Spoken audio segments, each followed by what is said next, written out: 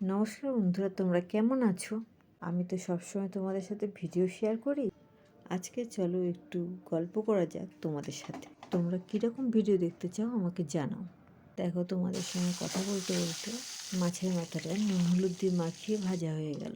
এবার এই তেলে গোটা জিরে, তেজপাতা, গোটা গরম মশলা ফোড়ন দিয়ে আদা রসুন বাটা ও পেঁয়াজ বাটা দিয়ে কিছুক্ষণ কষিয়ে নিয়ে লঙ্কা, জিরে, ধনে, হলুদ, কাশ্মীরি লঙ্কা গুঁড়ো ও অল্প জল দিয়ে ভালো করে কষিয়ে নিতে হবে।